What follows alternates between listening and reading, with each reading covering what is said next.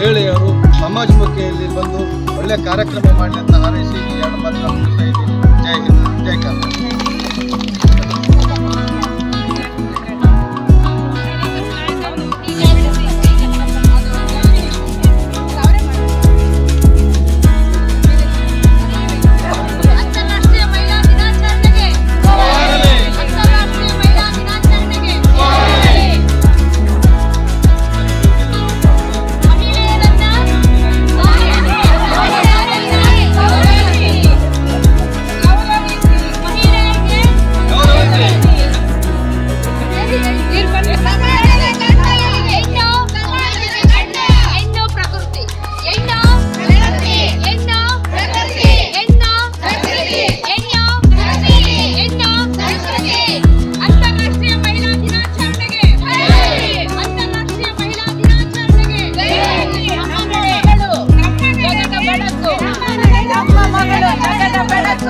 ನಮ್ಮ ಮಗಳು ಜಗದ ಬೆಳಕು.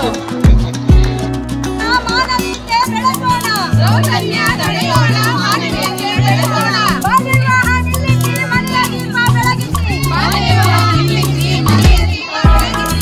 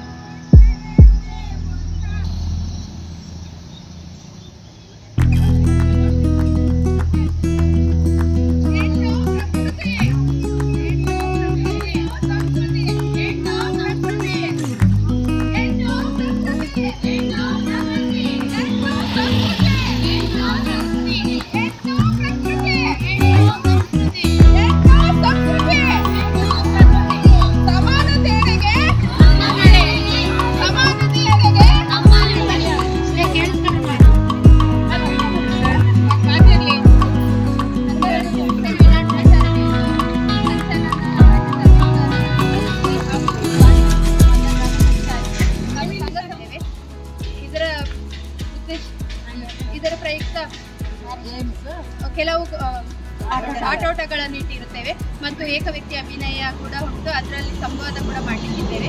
ಹಾಗೆ ಮಹಿಳೆಯರಿಗೆ ಸಮಾನತೆ ನೀಡಬೇಕು ಎನ್ನುವ ಉದ್ದೇಶದಿಂದ ಎಲ್ಲ ರೀತಿಯಲ್ಲಿಯೂ ಕೂಡ ಸಮಾನತೆ ನೀಡಬೇಕು.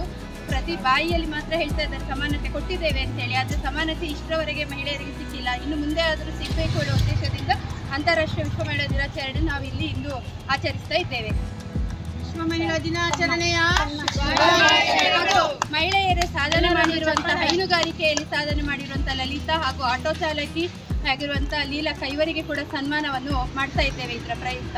ಹಾಗೆ ಎಲ್ಲರೂ ಶುಭ ಹಾರೈಸಿದವರಿಗೆ, ಎಲ್ಲರಿಗೂ ನಮಗೆ ಸಹಕಾರ ನೀಡಿದವರಿಗೆಲ್ಲರಿಗೂ ಕೂಡ ಧನ್ಯವಾದಗಳನ್ನು ಅರ್ಪಿಸುತ್ತೇವೆ. ನಮಸ್ತೆ.